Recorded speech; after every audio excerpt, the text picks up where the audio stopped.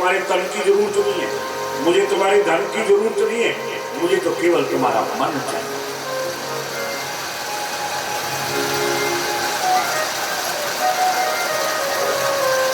मन में केवल परमात्मा को रखो, और मन एक है और एक समय में इसमें एक ही रह सकता है।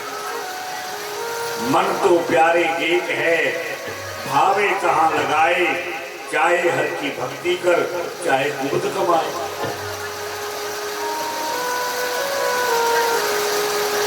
भक्त जी का प्रारब्ध हिरण के बच्चे के रूप में आ गया। प्रारब्ध सबको भोगना पड़ा। भक्त जी हर समय हिरण के बच्चे के पालन पोषण में लगे रहते। भागवत में 7 बात कूट कूट करके भरी है। मैंने पहली बात बताई थी, भागवत में संतों की महिमा है। भागवत में बार बार भजन करने की बात आएगी। और तीसरी बात प्रारब्ध की आएगी, जो तुम लिखवा करके लाए हो उसे किसी की ताकत नहीं है, कोई वेद है।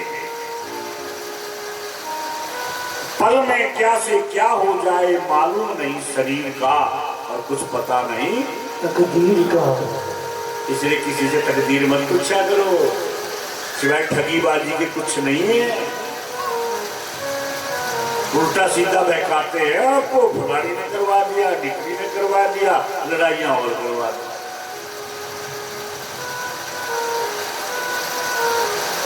हकीकत है, अगर गृहस्थी की जेब से पैसा निकालना हो तो 2 तरीके बड़े आसान है। पहली बात, उसे डरा दो, फिर लड़के की उम्र बहुत थोड़ी है, तेरी लड़की को ससुराल में सुख नहीं मिलेगा। बस गृहस्थी यही अपना तनाव हो गया। फिर महाराज क्या करें, क्या मैं जा कर दूंगा मामले तुम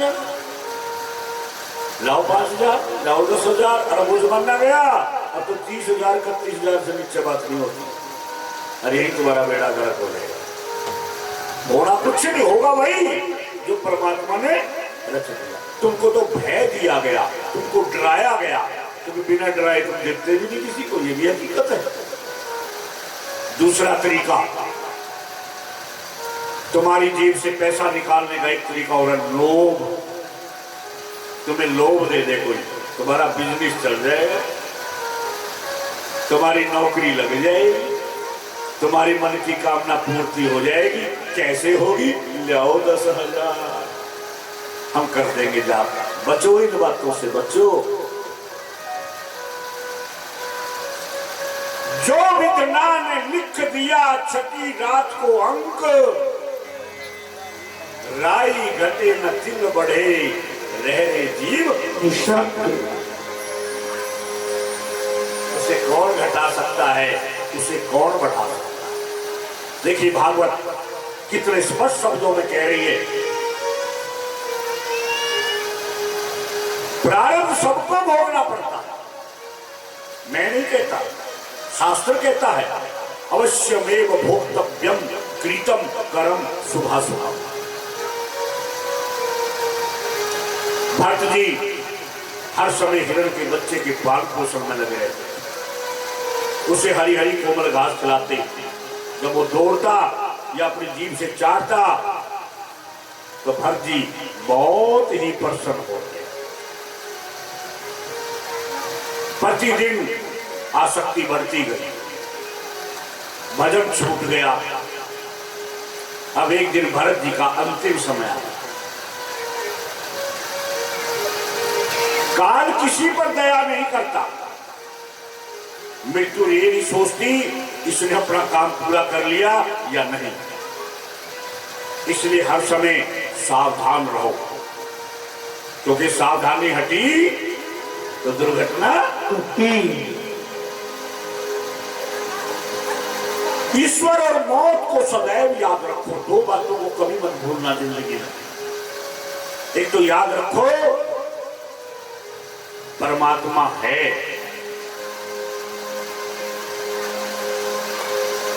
वो हमको देख रहा है, वो हमारी सुन रहा है। और एक याद रखो हम एक दिन इस संसार से जाना और जाना भी खाली हाथ। क्या लेकर के आया बंदे, क्या लेकर के जाएगा, और मुट्ठी बांधे आया जग में हाथ पसारे। हम क्या लेकर के आए हैं? अपना भाग्य लेकर के आए हैं। अरे क्या लेकर के जाएंगे? अपने कर्म लेकर के जाएंगे, और तो कुछ नहीं जाएगा ना। अपना भाग्य लेकर के हम इस संसार में आए हैं, और प्रैक्टिकल प्रमाण है हमारे सामने। आप अपने बच्चों को चाहते हैं महान से महान बना दे, क्या बन पाते हैं? और जिनके माँ बाप कभी सोच भी नहीं सकते कि वो उनकी इतनी औकात ही नहीं है, और उनके बच्चे महान बन जाते हैं। किसने बनाया? तुमने बनाया। अगर तुम बनाने वाले होते तो तुम्हारे बच्चे चोर बनते, तुम्हारे बच्चों को दुख होता। तुम्हारे हाथ में कुछ नहीं है।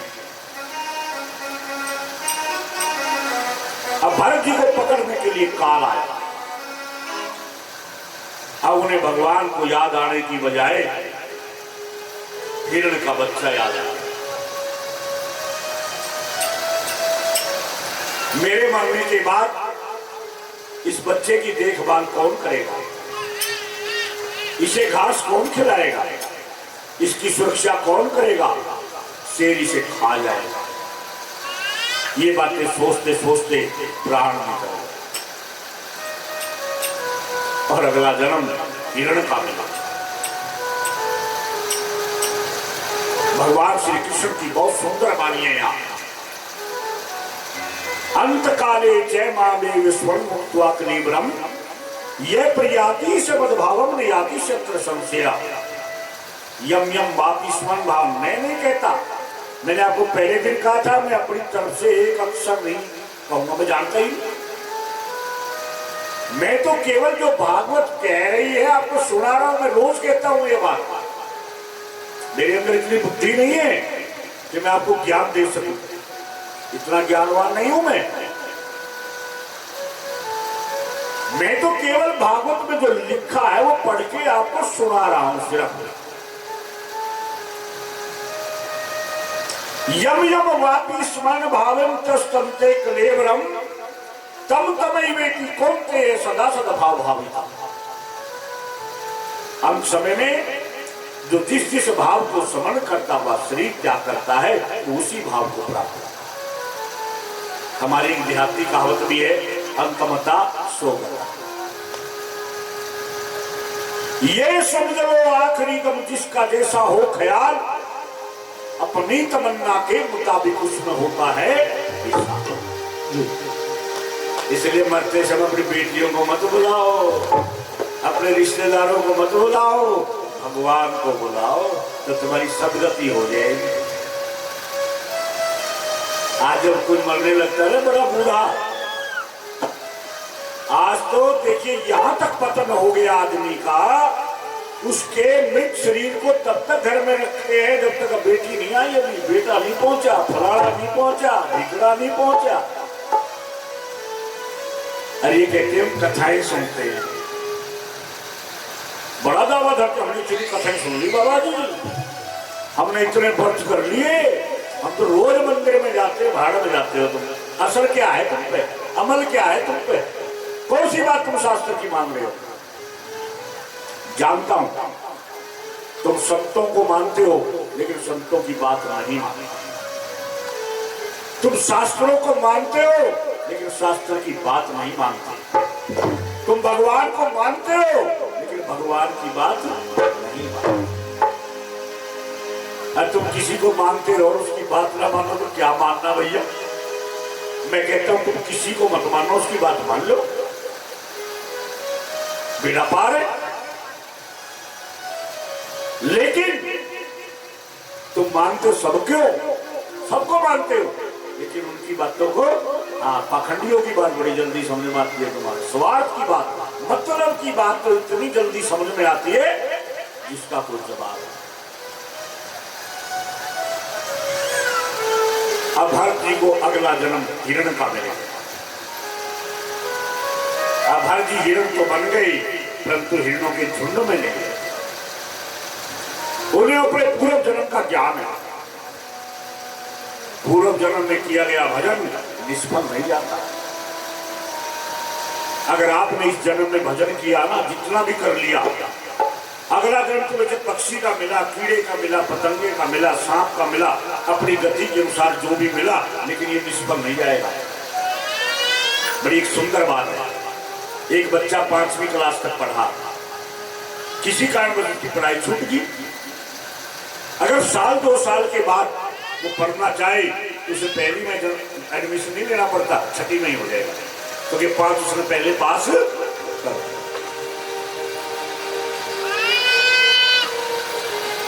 किया हुआ भजन, किया हुआ दान, पुण्य कर्म, ये कभी निष्फल नहीं जाता।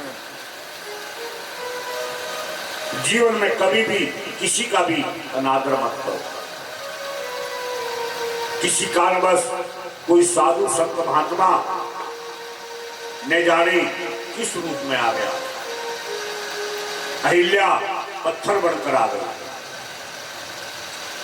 राजा नृग गिरगिट बनकर आ गए, नल कुबेर वृक्ष बनकर आ गया।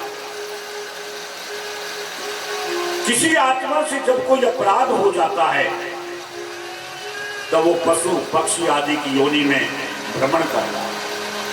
इसलिए कहा है, बड़े प्रेम से मिलना सबसे, दुनिया में इंसान रे, ना जाने किस भेष में बाबा मिल जाए।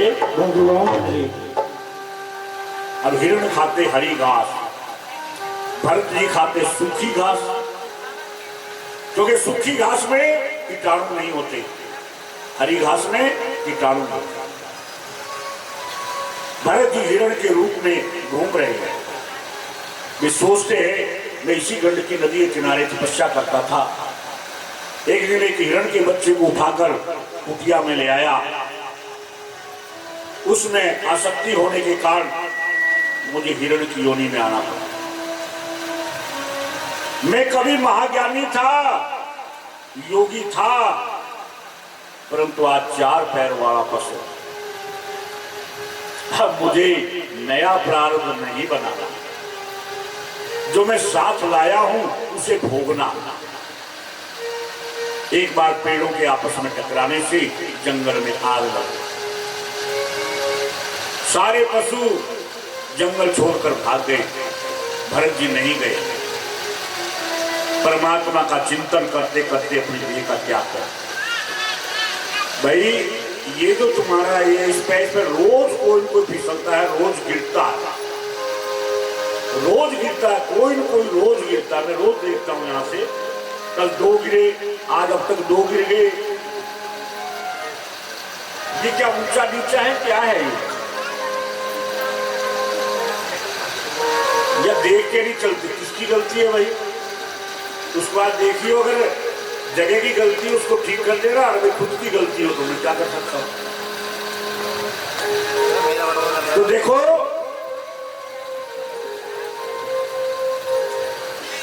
जंगल में आग लग गई, सभी पशु पक्षी भाग गए, लेकिन भरत जी नहीं गए। परमात्मा का चिंतन करते करते अपने देह का त्याग किया। उसको पूर्व जन्म याद था। प्रियसी जनों, भरत जी का जन्म एक ब्राह्मण के घर में। संत जन्म लेने के लिए पवित्र घर ढूंढते हैं। विलासी माता पिता के यहाँ संतों का जन्म नहीं होता। भरत जी का ये अंतिम जन्म है। उनको जो है अपने दोनों पिछले जन्मों की याद है। भरत जी ने जन्म लेते ही कहा था, हे परम पिता परमात्मा, आपने बड़ी कृपा की, मुझे भजन करने का एक अवसर और दे दिया।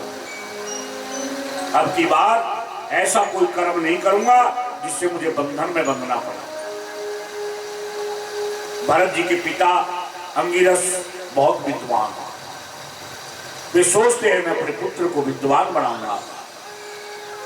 अंगिरस ने भरत जी का यज्ञोपवीत संस्कार कराया, याद करने को गायत्री मंत्र दिया और बोले, बेटा इस मंत्र को याद करके 1 घंटे बाद मुझे सुनाओ। भरत जी विचार करते हैं, पिताजी ने मुझे जो गायत्री मंत्र याद करने के लिए दिया है, ये कोई भगवान की प्राप्ति के लिए तो दिया नहीं, ये तो ये जवानी संभालने के लिए दिया है। कल कहेंगे गृह शांति का पाठ याद करो, परसों कहेंगे विवाह पद्धति पढ़ो, फिर कहेंगे हवन पद्धति याद करो। मैं जिन चीजों से छूटना चाहता हूं, दोबारा उन्हीं बंधनों में बंधना पड़ा। इसलिए 4 महीने व्यतीत हो गए, भरत जी ने अपने पिताजी को गायत्री मंत्र याद करके नहीं सुना। अब भाई भी भरत जी को मूर्ख समझने लगे, परंतु भरत जी सोचते हैं पिछली बार ज्ञान का प्रदर्शन किया तो कितना दुख उठाना पड़ा। देखो ये जो ज्ञान होता है ना, ये केवल दूसरों को उपदेश देने के लिए नहीं होता, वास्तव में जो ज्ञान है ना, वो सम आचरण करने के लिए होता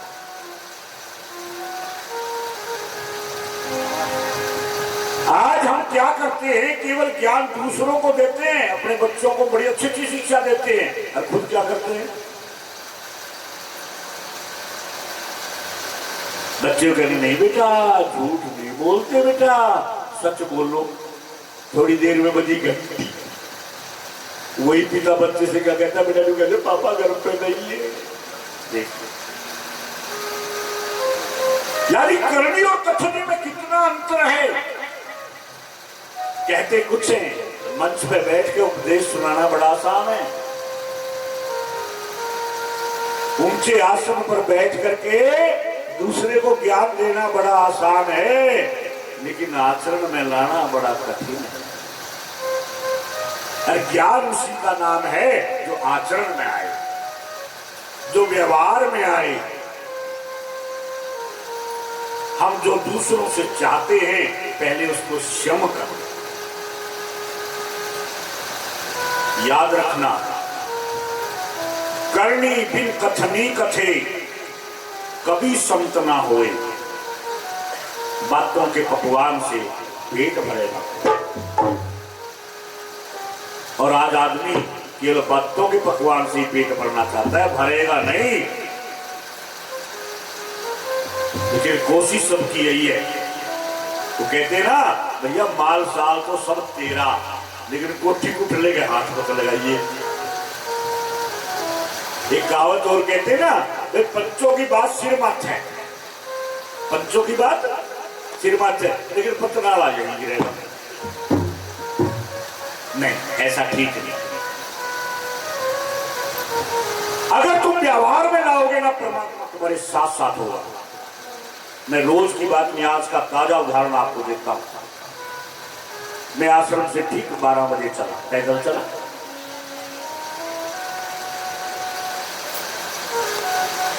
मैं केवल 300-400 मीटर पैदल चला हुआ, एक बच्चा आया, बाबा कहाँ जाओगे? मैंने कहा बेटा कथा का टाइम हो रहा, कथा में जा रहा हूँ, बैठो मोटरसाइकिल। मैंने कहना बेटा मेरे पैर खुल जाएंगे, मुझे 4-5 घंटे वहां बैठना पड़ेगा, थोड़ा पैदल चल लूंगा तो पैर खुल जाएंगे। नहीं नहीं नहीं, बैठो। बैठा लिया, सड़क पर आया, मैंने कहा बेटा यही छोड़ दे। चलेगा नहीं, आपको वही छोड़ आऊंगा कथा। मैंने कहा नहीं। एक टेम्पो आया, मैंने हाथ दिया, टेम्पो बैठ गया। टेम्पो वाले ने नादा पुल पे छोड़ दिया, ई रिक्शा में बैठ गया। ई रिक्शा में बैठ के सूत मिल चौराहे पर उतर गया। सूत मिल चौराहे से जैसे सूत मिल चौराहा पार करने लगा, पीछे से कार आई। बाबा कैसे, यहाँ कैसे? मैंने बेटा कथा में जा रहा हूँ। पैदल? अरे मैंने कहा बेटा पैर खोल दे, बैठो। मैंने कहा नहीं, तुम किसी काम से जा रहे होंगे, तुम इधर से आ रहे हो, जा रहे हो। हाँ, इधर जाते तो मैं बैठ भी लेता। अपना काम करो, समय का ध्यान रखो। तुम मैंने कहा मेरी शिक्षा को व्यवहार में नहीं लाते हो। उसको मैंने फटकार दिया, वो चल दिया। थोड़ी देर में मोटरसाइकिल आई। गुरुजी कहाँ जा रहे हो? मैंने बेटा कथा में जा रहा हूँ। बैठो गुरुजी, मैं भी बरोला बाईपास पे हूँ, मैं आगे जा रहा हूँ नूर शहर। हाँ, मैंने तेरे पे बैठ लो, तू उधर जा रहा है। अरे वो घर छोड़ गया। अब देखिए यानी ई रिक्शा में भी बैठ लिया, टेम्पो में भी बैठ लिया, कार में भी बैठ लिया, मोटरसाइकिल में भी बैठ लिया और समय पे पहुंच गया। याद रखो,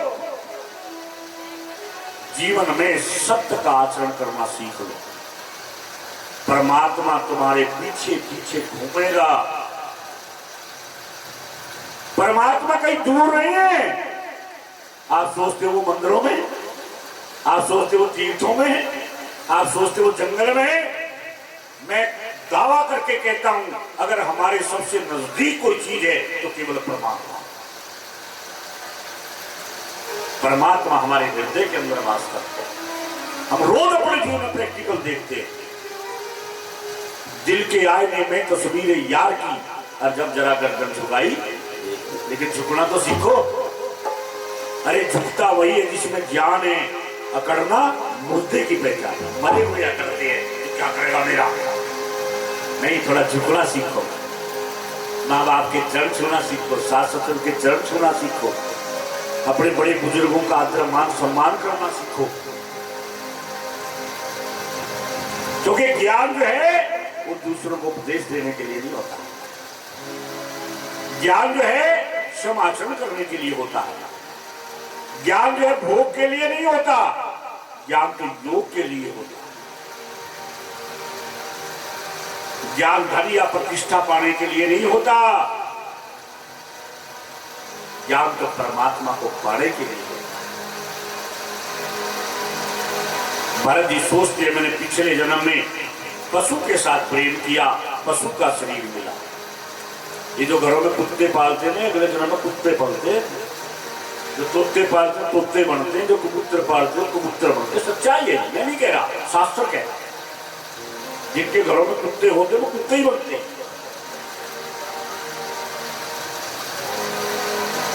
जो गाय पालते वो गाय ही बनते हैं, और जो भजन करते हैं वो मनुष्य बनते हैं। जो परोपकार करते हैं, परिहित करते हैं, वो मनुष्य बनते हैं। इसलिए भरत जी कहते हैं, इस जन्म में किसी से बात नहीं करूंगा। अधिक बोलने से स्नेह उत्पन्न होता है। इसलिए जीभ पर अंकुश लगाना बहुत आवश्यक है। जीभ से दो काम लिए जाते हैं, एक बोलने का, एक खाने का। बोलने और खाने पर संयम होना परम आवश्यक है। अब भरत जी पागलों की तरह घूमने लगे। नाम पड़ गया जड़भरत। लोग उन्हें पागल कहते हैं। भरत जी किसी का बुरा नहीं मानते, उल्टा वे सोचते थे, इन्हीं पागल दिमागों में भरे अमृत के लक्ष्य हैं, हमें पागल ही रहने दो, हम पागल ही अच्छे। भरत जी के भाई भरत जी से अच्छा व्यवहार नहीं करते। रात का बासियन कुत्ते की तरह उसके आगे फेंक देते। जड़ भरत जी उसे ही भगवान का प्रसाद समझकर खा लेते। भरत जी रूखा सूखा खाते हैं, फिर भी मोटे ताजे हैं, हिष्ट पुष्ट हैं। संतों ने कहा है, पेड़ लगा है बाग में, सींचत भी मुरझाए, हरि भरोसे जो रहे पर्वत पर हरिया। जड़भरत जी के भाइयों ने जड़भरत को घर से निकाला। भरत जी वन में चले गए। एक दिन वन में भीलों ने जड़भरत जी को पकड़ लिया और काली माता की मूर्ति के सामने बलि देने लगे। तब स्वयं मां काली ने प्रकट होकर की जड़भरत जी की रक्षा। जो भीतराग महापुरुष होते हैं वो हर्ष और शोक में एक रस रहा करते। भील उन्हें कष्ट दे रहे थे, कोई दुख नहीं, मां काली ने उनकी सुरक्षा कर दी, कोई हर्ष नहीं। जड़भरत जी रास्ते में चले जा रहे हैं, कहां जाना है पता नहीं, कहां रुकना है पता। मैंने अपने जीवन में 15 साल ऐसे ही भ्रमण किया। आज रात को कहां रुकना हमें नहीं पता। कहां जाना है हमने नहीं पता, बस चलना है। 15 वर्ष लगातार नगर अवस्था के लिए कोई तम पर वस्त्र नहीं रखते। हमें पता है कितने पत्थर लगे होंगे, कितनी गालियां मिली होंगी, किसने क्या क्या नहीं कहा होगा, ये हम जानते हैं।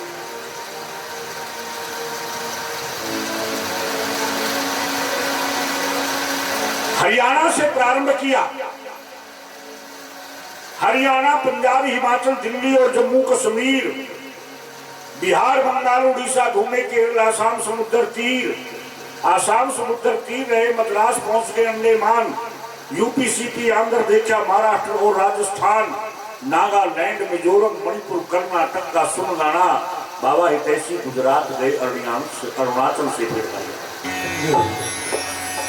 इतना भ्रमण करने की बात, एक बार तो नगर अवस्था में होने के कारण समुद्री जहाज से नीचे उतार,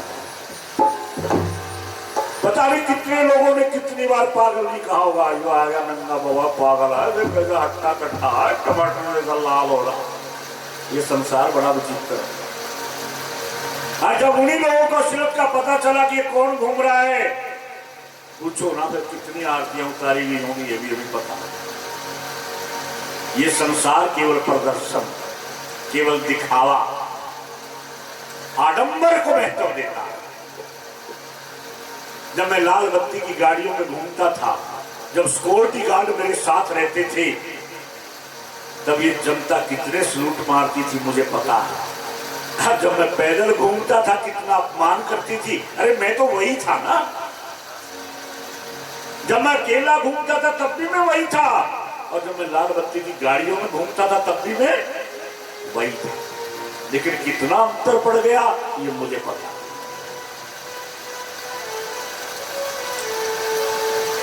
लेकिन भीतराग महापुरुष जो होते हैं, जो अद्भुत होते हैं, जो सन्यासी होते हैं, वो इस बात की परवाह नहीं करते कि कौन इन्हें दुख दे रहा है, कौन इन्हें सुख दे रहा है। उन्हें ना कोई शोक है, ना उन्हें कोई हर्ष है, उन्हें तो अपना काम करना है।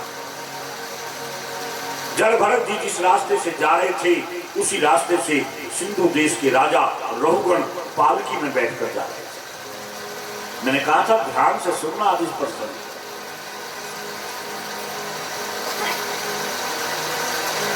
जब तक मेरी कथा सुनो 7 दिन तक थोड़ा कानों को रोज साफ कर दिया करो थोड़ा, और इस कान से सुन के इस कान में रुई लगा लिया करो, कहीं बार बात ना निकल जाए, उसको अंदर ले लिया करो। बड़ा आनंद आएगा आपको जीवन में, बड़ा याद करोगे बाद में। तेसी बाबा को कहा एक बात ऐसी बताई थी, क्योंकि कथा भागवत की है, बड़े भाग्य से मिलते हैं भागवत की कथा। तुम्हारा बड़ा सौभाग्य है, मेरा तो परम सौभाग्य है, लेकिन तुम्हारा भी सौभाग्य है कि तुम्हें आज भागवत की कथा सुनने को मिल रही है। क्योंकि भागवत की कथा भक्ति ज्ञान वैराग की कथा है। इसमें भक्ति ज्ञान और वैराग कूट कूट के भरा हुआ है। श्रृंगार का इसमें जरा सा भी अंश नहीं है, भागवत में जरा सा भी अंश श्रृंगार का।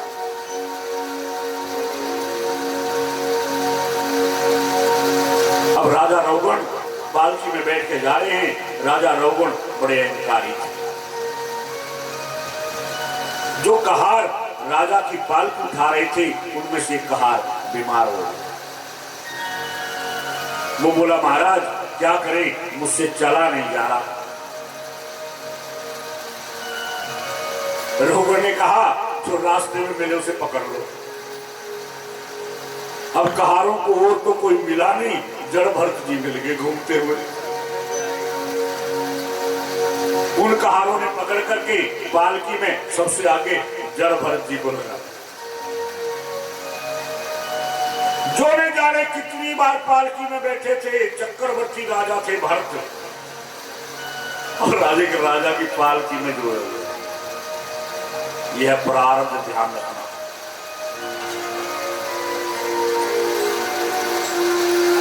ये उनका प्रारंभ था, और प्रारंभ सबको भोगना पड़ता है। कितने उच्च कोटि के योगी हैं, सन्यासी हैं, अवधूत हैं, लेकिन पालकी में जुटे हुए हैं। जो एक अवधूत अपने प्राण को काट नहीं